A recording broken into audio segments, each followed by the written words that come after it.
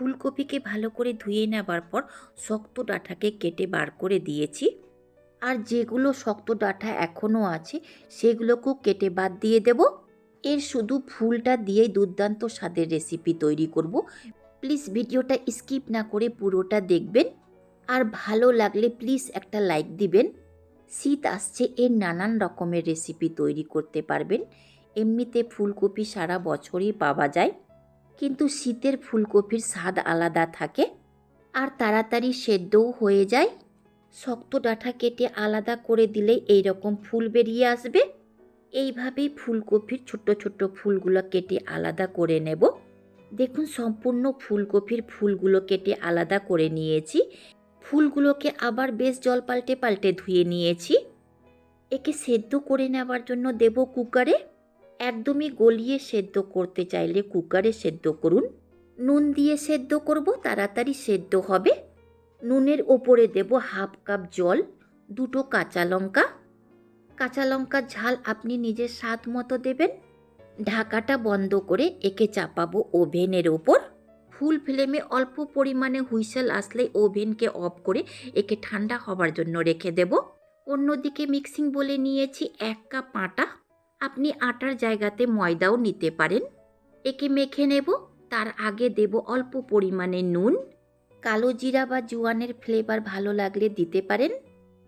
প্রথমে নুনের সাথে আটাকে ভালো করে মিশিয়ে দেব। তারপর অল্প অল্প জল দিয়ে একটা ডো তৈরি করে নেব।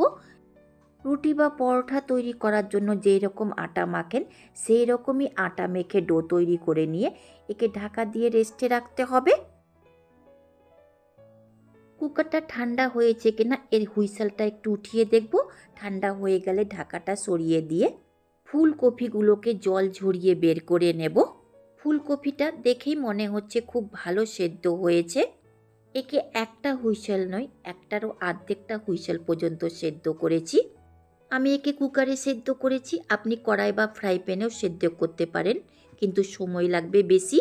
আবার ওভেনকে অন করে চাপাবো ফ্রাই প্যান। ফ্রাইং প্যানটা গরম হলে দেব 1 টিস্পুন সাদা তেল। তেলটা গরম হয়ে গেলে দেব এর মধ্যে অল্প পরিমাণে হিং। তেলের সাথে মিশিয়ে এর কাঁচা গন্ধ যাওয়া পর্যন্ত ভেজে নিতে হবে। তার ওপর থেকে দেব সেদ্ধ করা ফুলকপি। কুকারে সেদ্ধ করলে অল্প পরিমাণে ফুলকপি জলজলে থাকবে। সেই জলজলে ভাবটাকে শুকোবার জন্য আবার থেকে রান্না করে নিতে হবে। কুকারে সেদ্ধ না করলে এইভাবে ডাইরেক্ট ফ্রাই প্যানে দিয়েও আপনি সেদ্ধ করে নিতে পারেন। হিঙের সাথে ফুলকপিকে ভালো করে মিশিয়ে নেবার পর দিন অল্প পরিমাণে হলুদ পাউডার, 1 ইঞ্চি গ্রেট করা আদা। মিশিয়ে নিয়ে এর কাঁচা গন্ধ যাওয়া পর্যন্ত রান্না করলেই ফুলকপির জলজলে ভাবটা শেষ হয়ে যাবে। আর খুন্তি দিয়ে এইভাবে থেসে থেসে মিশিয়ে নিতে হবে। মেশানো হয়ে গেলে ওভেনকে অফ করে কিছুক্ষণ ঠান্ডা করে নেবার পর এর মধ্যে দিন 1 টেবিল স্পুন ভাজা মশলা। এই মশলাতে জিরা, ধনিয়া, লঙ্কাকে ভেজে নিয়ে পাউডার করেছি। আলাদা করে দেব অল্প পরিমাণে গোলমরিচ পাউডার। ভালো করে নেড়ে চেড়ে মিশিয়ে নিতে হবে। যদি কাঁচা মশলা দিয়ে থাকেন তো তেলের মধ্যে সেই মশলাকে অবশ্যই কষিয়ে নিন। একে ফ্রাই প্যান থেকে বের করে ঠান্ডা হবার জন্য ফ্যানের নিচে রেখে দিন। তাড়াতাড়ি ঠান্ডা হয়ে যাবে। আর বাটিতে এইভাবে ছড়িয়ে রাখবেন। 10 মিনিটের পর মেখে নেওয়া আটার ঢাকাটা সরিয়ে এর মধ্যে দেব হাফ টিস্পুন সাদা তেল। তেলের সাথে আটাকে খুব ভালো করে আবার ম্যাশ করে নেব। আর আটার বড় ডো থেকে লই কেটে নেব। আপনি যে সাইজ মতো পরোটা তৈরি করতে চান সেই সাইজ মতো লই কেটে নেবেন। তাই এই সাইজের লই কেটে নিয়েছি।